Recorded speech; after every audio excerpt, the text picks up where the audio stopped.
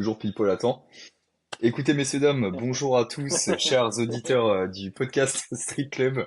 Comme d'habitude, on se retrouve pour un nouvel épisode sur ma chaîne. L'épisode de la semaine précédente est dispo sur la chaîne de Max, donc si vous l'avez pas vu, n'hésitez pas à aller le voir également, car on aborde le thème des variations en streetlifting. On a parlé un peu aussi de notre actu à Max et moi. Donc si vous nous aimez bien, bah écoutez, que vous voulez savoir qu'est-ce qu'on devient avec le temps, parce que le temps passe, les gens changent et on change aussi. N'hésitez pas à aller le voir tout simplement, à laisser un petit like, comme d'hab, à donner de la force. Voilà, ça fait toujours plaisir, ça nous aide, ça nous soutient. Mon petit Max, comment tu vas depuis ce dernier podcast qu'on a tourné il y a à peine 5 minutes? Bah, toujours pareil, gros, toujours bien. Je mettrais un 10 Voilà, sur 10 pour l'intro, gros, elle était incroyable. ça se voit qu'elle était bossée cette intro. Écoutez, on va pas perdre beaucoup de temps. Le podcast déjà de la semaine dernière était vachement intéressant, donc moi je vous conseille d'aller le voir.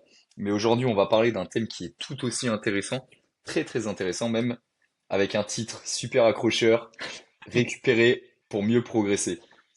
Donc voilà, il y a des gens, ils vont avoir un petit sourire en entendant ça, parce que voilà, on sait que c'est important de récupérer pour bien progresser.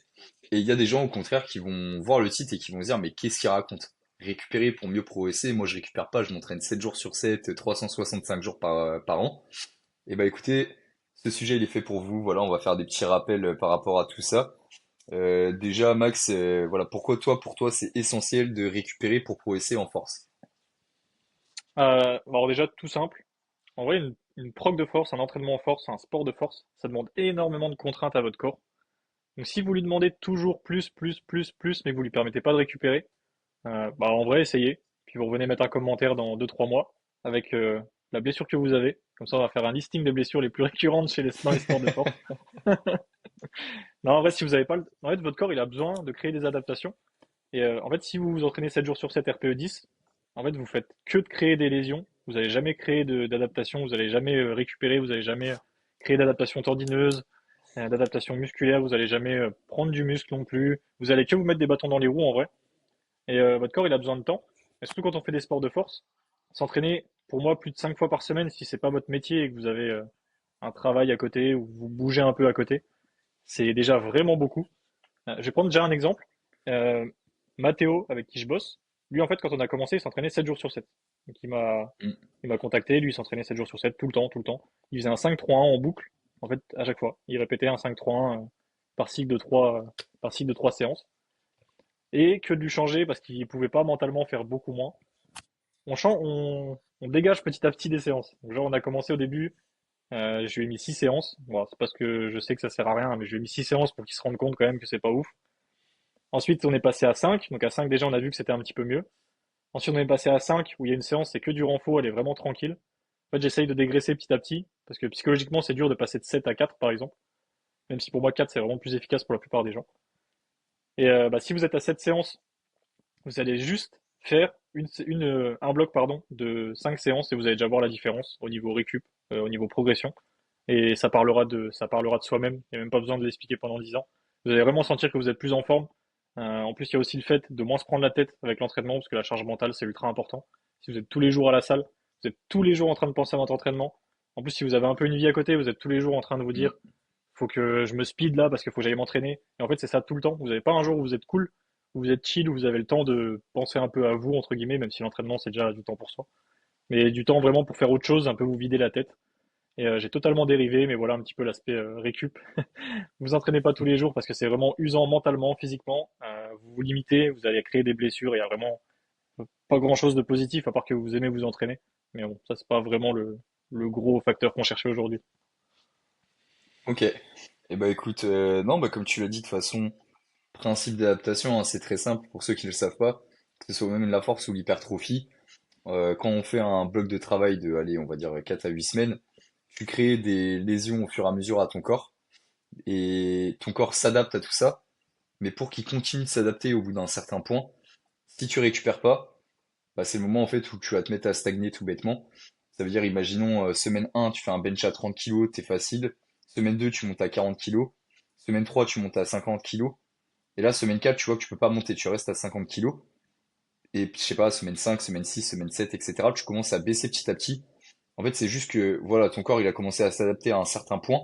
Mais comme tu n'as pas récupéré, et bah ton seuil d'adaptation, il va diminuer progressivement parce que si tu te reposes pas, et bah il peut pas s'adapter, te permettre de recréer des adaptations pour les prochains blocs.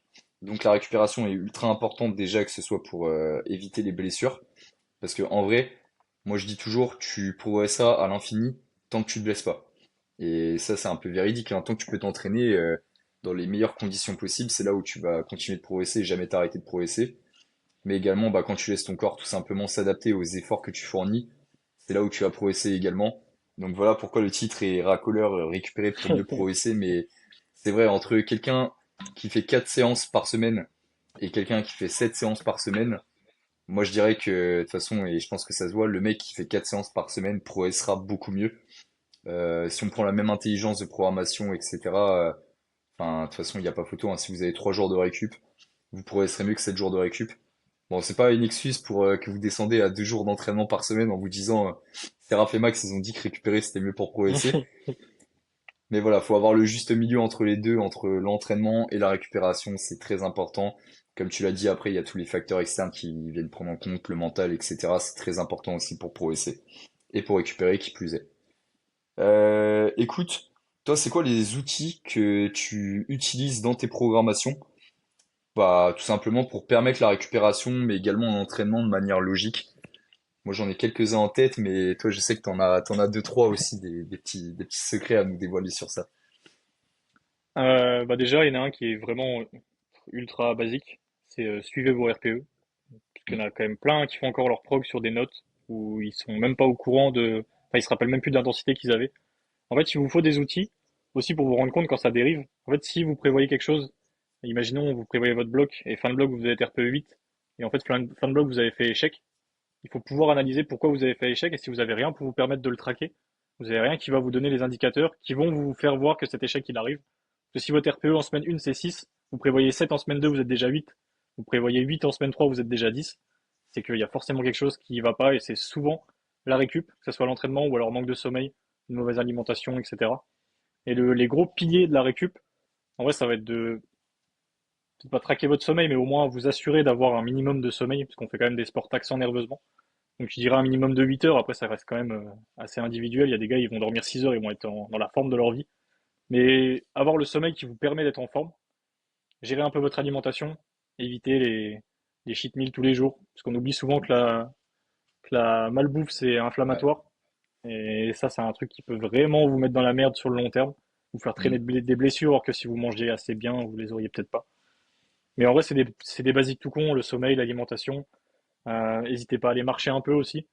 En vrai, ça fait un petit peu de la récup active. C'est des trucs, quand vous vous entraînez 4 fois par semaine, vous avez le temps d'aller marcher une petite demi-heure tous les jours où vous vous entraînez pas. Travailler un peu sur vos douleurs aussi les jours où vous vous entraînez pas. Une routine de mobilité, ça peut durer 10-15 minutes. Et en vrai, 10-15 minutes, un jour où vous vous entraînez pas, vous vous posez même devant la télé, vous écoutez un podcast, comme là. Écoutez notre podcast d'ailleurs. C'est génial pour C'est la important. mobilité. Mais faire un peu de mobilité, bouger un petit peu. Et encore plus d'ailleurs si vous avez un job qui est assis, un job sédentaire. Parce que si vous faites de la Mm. force 4 fois par semaine, vous êtes sédentaire, hein. Si vous n'avez pas une activité à côté, c'est pas suffisant. Donc n'hésitez pas à aller marcher, à aller faire des petits trucs qui vous font du bien, qui vous permettent de récupérer comme de la mobilité, des bains froids, même si ça crée un stress en plus, ça peut faire du bien à certaines personnes. Donc tous les petits trucs autour de l'entraînement qui sont assez basiques en vrai, parce que nourriture, sommeil, c'est des trucs qui sont quand même tout simples. Mal à marche aussi, c'est quand même des trucs tout simples. Et ensuite, intra-entraînement, euh, vous mettez pas au max à toutes les séances. Donc vous mettez pas. En fait, tous vos formats, ils sont pas là pour vous rendre fort. Enfin, ils sont pas là pour charger surtout. Vous avez des formats qui sont là pour vous aider à être bon sur votre séance primaire. Après, vous pouvez faire un format. Enfin, là, on va pas rentrer dans le détail, mais si vous programmez avec des formats qui sont linéaires, où vous avez des intensités assez similaires sur un format et l'autre, vous allez vous retrouver avec des intensités assez basses en fin de bloc sur les deux. Alors que si vous polarisez votre entraînement, vous avez une intensité plus haute sur une séance, une plus basse sur l'autre. En fait, la deuxième séance, ça va être une séance qui va vous permettre de récupérer, parce que l'intensité va pas être assez haute pour vous mettre dans le mal, elle va être assez haute pour créer quand même un très léger stress et vous permettre de faire de la récup active. Et elle va aussi vous aider techniquement à vous mettre dedans pour la séance primaire. Donc polariser votre entraînement, moi je trouve que c'est très important. Et en plus, ça crée aussi une possibilité dans les champs de la prog qui est quand même beaucoup plus intéressante que faire des straight sets à toutes les séances où vous finissez avec une intensité assez égale, où du Mm, coup mm. l'adhérence au programme est quand même beaucoup moins folle. qu'avec des back-off, top set, un truc un petit peu amusant, où du coup vous avez envie d'aller vous entraîner, parce que c'est ultra important aussi. Et j'ai déjà dit pas mal de trucs, je vais te laisser enchaîner. Bah écoute, moi je rebondis sur ce que tu disais là pour terminer par rapport aux primaires secondaires. Qu'il y a. Alors, les formats primaires secondaires, c'est très très bien, mais il y a une perception des gens où ils se disent. Enfin, on voit tout ce que c'est la surcharge progressive, je vais pas en parler dans voilà, les méthodes de récupération intra-bloc, on va dire. Mais voilà, les gens se disent, en manière générale, que ce soit primaire ou secondaire day, enfin, dernière séance de bloc, faut que ça finisse RPE 10. Et genre, ça, c'est une croyance, mais de fou malade qu'on a, et qui est pas forcément vrai. En fait, en fonction des blocs et en fonction de vos objectifs sur long terme, si je te prends un exemple tout bête, voilà, ton objectif est de construire un x10. Ça, je prends cet exemple parce que les compétiteurs Seraph Coaching qui ont fait des compètes il y a pas longtemps, c'est-à-dire Charlotte, Alex et Stan, à qui je fais une dédicace parce que je sais qu'ils écoutent souvent les podcasts, qui sortent de compétition, je leur ai dit on va construire un x10. Voilà, c'était mon objectif parce qu'ils n'avaient pas assez bouffé de volume et surtout que c'est des gens qui aiment trop la compète et on n'a jamais le temps de prendre le temps de faire du volume, donc là je suis très content qu'ils aient ce temps-là. Et je leur ai dit on va faire deux blocs où il y aura des formats x10. Sauf que comme il sort de compète le premier bloc, j'aurais dit on va pas pousser, on va aller chercher RP 8 parce que voilà, l'enjeu de ce bloc-là, c'est ok, s'adapter au fait qu'on va faire du volume, mais récupérer surtout efficacement. Et le prochain bloc, on va aller envoyer. Donc peut y avoir de la frustration pour certaines personnes de se dire ce bloc-là, je vais pas être RPE 10 et ça m'énerve parce que voilà, j'ai passé 4-5 semaines où je pensais qu'à cette dernière semaine de bloc et ça va être facile. Mais voilà, il faut bien penser au système de récupération, que tous tes blocs, t'es pas obligé de finir tout le temps RPE 10. Et ça, on en parlait, Max, aussi, lors d'un dernier podcast, que voilà, le déload n'est pas forcément obligatoire entre deux blocs, mais que du coup, faut que vous soyez intelligent sur la prog. Ça veut dire si tu finis RPE 10 suprême, que tu recommences un bloc direct après, sur un RPE 6-7, peut-être que t'as pas laissé ton corps récupérer, et que là, du coup, tu vas arriver sur ton deuxième bloc RPE 10 à être au même RPE que les charges de ton précédent bloc, ou encore pire, à devoir baisser tes charges sur ta dernière semaine là parce que, enfin, tout simplement, t'as pas récupéré, donc tu peux pas te permettre de faire plus. Et ça, c'est souvent des erreurs qu'on voit avec les gens. Les gens sont mignons parce qu'ils se disent, ok, je vais mettre de la surcharge progressive. J'ai entendu Fitmax et Serap dire que la surcharge progressive, c'était génial.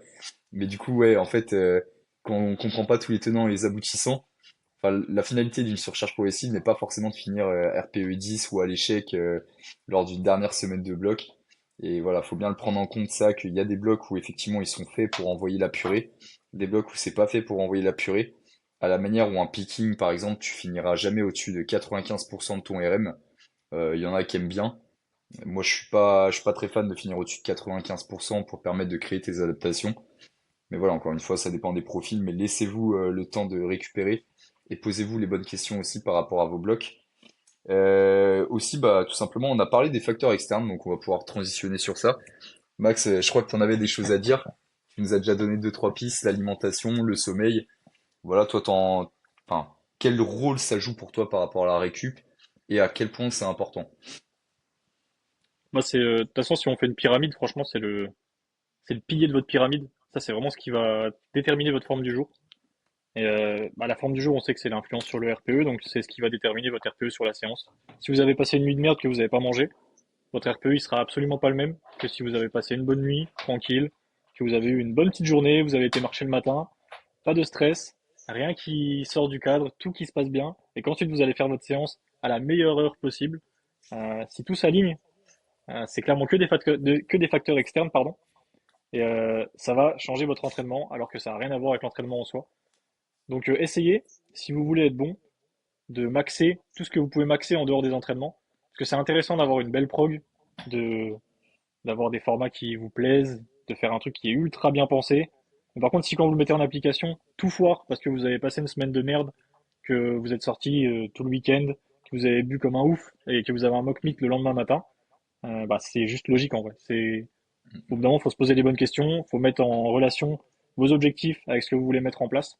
Si vous voulez progresser, il va falloir être un petit peu strict dans votre vie de tous les jours. On peut dire ce qu'on veut, il y en a qui vont vous dire non, mais tu peux, machin. Non, si vous voulez être bon, il faut que vous soyez un minimum strict dans votre vie. Strict dans le sens où vous devez quand même faire un peu attention à ce que vous mangez, avoir votre quota de protéines, manger assez pour être en forme, avoir votre quota de sommeil au maximum quand c'est possible. En tout cas, faire tout ce qu'il faut pour essayer de l'avoir. Essayez de minimiser les stress à côté. Et en tout cas, le jour où il y a un truc qui sort du cadre, surtout quand vous êtes en auto-coaching, faut pas hésiter à adapter. Ok, semaine 4, j'avais prévu de mettre 100 kilos au dips, c'était le jour de ma vie où je devais les passer. Cette semaine, je sais pas, ma grand-mère elle est morte, j'ai loupé 2 repas, j'ai dormi 4 heures. Et ben les gars, adaptez, baissez les charges. Mm. Vous tapez pas un RPE 11 de l'enfer ou un échec qui va vous démoraliser. Parce que le stress qui est hors entraînement, il est extrêmement minimisé. Moi, je sais que dans mes progs, je mets un petit truc en bas de la semaine où les gens ils notent sommeil, Mm. alimentation, hydratation, etc. Et si vous n'avez pas toutes les cases de cocher, en vrai, vous vous enlevez des kilos sur vos barres, tout simplement. C'est juste ça. Donc, il faut en être conscient et juste vous dire que en faisant un petit effort à côté de l'entraînement, vous pouvez vous rajouter des kilos qui vont vous permettre de maxer ce que vous butez à la salle tous les jours, tous les efforts que vous faites. Et bah c'est, en vrai, le street, c'est pas un, je dirais que c'est pas même le sport en général, c'est un mode de vie parce que si vous voulez être bon, vous devez tout faire à côté pour être bon dans votre sport. Donc alimentation, sommeil, hydratation, essayer de limiter un petit peu les stress, essayer de faire ce que vous pouvez pour votre mobilité, votre préhab. Donc ça, c'est des petits trucs qui font chier tout le monde parce qu'en vrai, si on pouvait s'en passer, ça serait magnifique. Si on pouvait se permettre de manger McDo tous les jours, de dormir 2 heures et d'envoyer un 140 au dips, on le ferait tous. Mais Quel si vous voulez bonheur. être bon au bout d'un moment, gros, il va falloir un petit peu mettre les points sur les i et vous mettre en accord avec ce que vous cherchez après dans vos résultats, quoi. Mm. En fait, faut se dire qu'on a un sport qui est un peu ingrat parce qu'on s'entraîne comme des athlètes de haut niveau sans pour autant avoir le statut d'athlète de haut niveau. C'est ça. Mais c'est important en fait d'optimiser tout ça si on veut progresser. Et d'autant plus si je dois parler de mon cas personnel, bah, où moi là je sors de Grand Ouest d'il y a très peu, d'il y a 3 semaines, et que en gros j'ai 5 semaines avant les France pour envoyer mon meilleur niveau, alors que je sais pertinemment que ça va être chaud, hein. Ça va être chaud patate parce qu'en 5 semaines tu progresses pas forcément. Et pour autant, je me suis dit, voilà, il y a des choses sur lesquelles je peux influencer ma progression. Et c'est des trucs tout bêtes comme les facteurs externes, comme tu viens d'en parler, Max, et sur lequel je suis d'accord avec toi. Moi, mon plan, il a été très simple, hein, pour essayer de progresser, en sachant que voilà, il n'y a pas forcément d'outil de progression en 5 semaines. Bah, ça va être me reposer sur des facteurs externes, donc améliorer mon sommeil du mieux que je peux. Même si voilà, c'est très complexe en ce moment, on en parlait en off avec avec Max, mon sommeil est cadavresque. Euh, L'alimentation, bah en fait un truc tout bête, mais par exemple les légumes, les gars, enfin c'est bien de vouloir manger vos glucides, etc. Mais pensez aux légumes, rien que par rapport aux blessures, même à votre état de forme global, c'est super important. Comme tu l'as dit aussi plus tôt, la malbouffe c'est quand même vachement inflammatoire, donc faites gaffe à ça. Et voilà, il y a des choses sur lesquelles on peut influencer pour mieux récupérer. Après, voilà, faut pas non plus trouver des excuses avec tous ces facteurs en mode si à chaque fois que vous ratez un format, vous vous dites que c'est parce qu'au lieu de dormir 7 heures, vous avez dormi 6 heures et que là ça va pas, que la veille vous avez cheat meal, etc. Il y a des moments où il faut se dire aussi accepter le fait que bah actuellement je suis trop faible et c'est pas parce que j'ai pas optimisé tel ou tel facteur que j'ai foiré. C'est juste voilà, ça on peut être faible, hein, ça arrive et malheureusement, j'ai envie de vous dire, enfin faut pas non plus se trouver des excuses partout, mais bien prendre conscience que voilà, si vous voulez optimiser telle ou telle chose, bah ça va forcément vous aider pour prendre en force. Bah, par rapport à tout ça, on en a parlé un peu en off.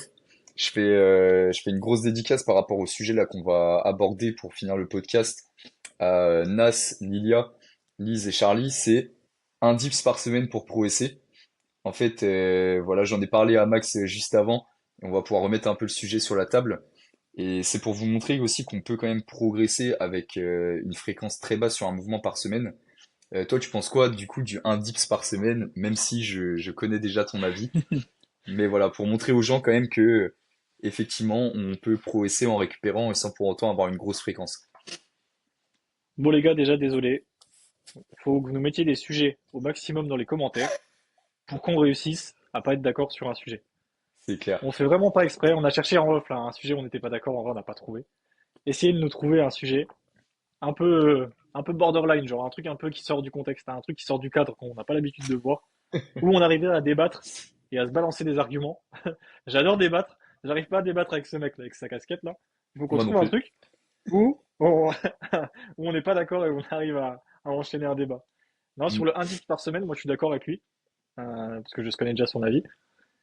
Pour moi, je vais donner un truc tout con. Imaginons vous faites un dips, vous mettez un tout petit peu d'intensité et pendant 4 jours, vous vous sentez déjà déboîté, de douleur aux épaules, Mm. douleur au coude, au poignet, peu importe, douleur au sternum, ça peut être plusieurs trucs. Vous ne pourrez pas en taper un deuxième qui va être quali. Déjà d'une, il va vous saouler, parce qu'en plus vous allez arriver avec des douleurs, vous allez penser à vos douleurs, vous allez chercher votre douleur, vous allez essayer de trouver un petit peu comment modifier votre mouvement pour faire passer cette douleur, qu'elle soit moins présente. Vous vous retrouvez avec une technique qui a rien à voir avec votre technique habituelle, puisque c'est une technique d'adaptation. Vous allez essayer un petit peu de dériver la douleur. Un mec qui a mal au sternum, il va se retrouver à faire un gros dips portefeuille pour essayer de limiter au maximum sa flexion, alors qu'il le fait peut-être pas d'habitude. Donc en vrai, il a aucun intérêt votre dips. Le deuxième dips ne sert à rien, voilà, si vous vous retrouvez dans ces conditions-là. Donc faire un dips, un seul dips qualitatif, vous pouvez envoyer du volume un petit peu, vous arrivez à mettre de l'intensité, et vous arrivez à en faire qu'un seul, et ben en faites-en qu'un seul si le deuxième il sert à rien. Et vous serez plus productif en faisant ça qu'en en faisant deux ou même trois ou quatre. J'ai déjà vu des gars qui font quatre dips Mhm. par semaine. D'ailleurs, dédicace à eux. Ils doivent être en direct de l'hôpital, dans leur lit.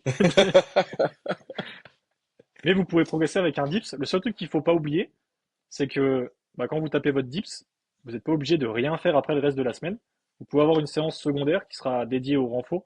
Donc vous pouvez envoyer de l'intensité sur un exo qui vous fait pas de douleur. Un exo que j'aime bien, moi, c'est le développé halter prise neutre qui se transfère bien Mhm. sur le dips, qui ressemble un petit peu au pattern du dips au niveau position des coudes et au niveau trajectoire, entre guillemets. Et si vous vous butez à l'exo là et que vous passez, je sais pas, de 30 à 50 kilos par main, ça va sentir sur votre dips. Vous aurez fait qu'un seul dips par semaine. Vous aurez moins de douleur et vous aurez progressé sur votre dips. Donc pour moi, clairement, pour l'avoir déjà mis en place, ça marche. C'est possible. Et c'est possible pour la plupart des gens. Après, c'est sûr qu'arrivé à un certain niveau, si vous faites deux dips au lieu d'un et que vous les encaissez, bah, vous allez beaucoup mieux progresser. Il y a des grandes chances. Mais si vous faites un dips qui est vraiment top, et le deuxième dips c'est de la grosse merde parce que du coup vous avez mal ou que vous n'arrivez pas à mettre en place une vraie technique, et ben vous progresserez mieux avec un dips, malheureusement. Même si vous aimez faire des dips, il faudra peut-être se limiter à un et vous butez un petit peu sur un autre exo à côté qui se transfère bien. Mhm. Moi, je suis d'accord. C'est tout simplement, bah, de toute façon, on l'a dit, on n'est jamais en désaccord. Mais en dehors de ça, en fait, c'est cet exemple-là où on s'était posé la question, du coup, quand on était à Lorient avec Nas, Lydia, Lise et tout. En fait, on s'est dit, voilà, on peut progresser avec un dip par semaine. En fait, le dip, c'est un mouvement qui est archi traumatisant et sur lequel on a des difficultés de récupération, surtout chez certains profils d'athlètes. Au contraire, il y a des athlètes qui ont besoin de pratiquer le mouvement deux fois dans la semaine bah, pour s'habituer au pattern, se concentrer sur des détails techniques, pardon. Mais voilà, encore une fois, si le dip, c'est un truc qui va te flinguer et qui va te flinguer même tes autres séances, pourquoi pas faire un secondaire. Alors, c'est pas un dip secondaire, mais du coup, un format secondaire au dips où tu vas mettre, comme tu l'as dit, du DC alter prise neutre, ou pourquoi pas un bench close grip ou un truc comme ça sur lequel t'encaisses mieux et t'arrives mieux à récupérer.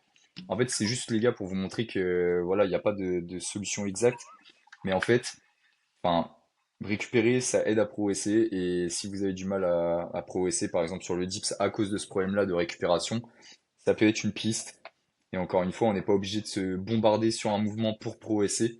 Au contraire, je vois qu'il y en a qui vont se dire, bah, comme tu l'as dit, mon dips, je progresse pas, donc de toute façon, J'en pour fais un de progresser, plus. il faut que j'en fasse plus, ouais. 3 à 4 séances par semaine de dips. Et au final, ils vont se retrouver bah, à l'hôpital. D'ailleurs, dédicace à eux, n'hésitez pas à mettre un petit un smiley hôpital dans les commentaires. Voilà pour le watch time, n'hésitez pas à nous dire si vous mettez un smiley hôpital, on saura que vous êtes resté jusqu'à la fin de la vidéo. Mais voilà, c'est une sacrée piste qu'on a, on n'est pas obligé de augmenter la fréquence forcément d'un mouvement pour progresser dessus, mais peut-être faire les choses juste plus intelligemment sur ce mouvement, ça peut vous aider. Voilà les gars, écoutez, en tout cas, bah, je remercie Max encore par rapport à ce petit podcast qu'on a ensemble, ça fait toujours plaisir, notre rendez-vous de la semaine. Dans tous les cas, moi je vous fais des gros bisous, on vous remercie pour votre fidélité. N'hésitez pas du coup, petit smiley hôpital si vous êtes resté jusqu'à la fin de la vidéo. C'est archi glauque, les commentaires ils vont être archi glauques. Et voilà, Envoyez une comme photo d'hab, de vous à l'hôpital. avec le coude dans le plâtre. Comme d'hab, du coup, merci pour votre fidélité. On n'oublie pas le like, le commentaire. N'hésitez pas à voir l'épisode de la semaine dernière sur la chaîne de Max et de la semaine prochaine sur la chaîne de Max. C'était Seraph et Fitmax du coup pour Street Club et on se dit à plus, ciao ciao. Sur l'équipe.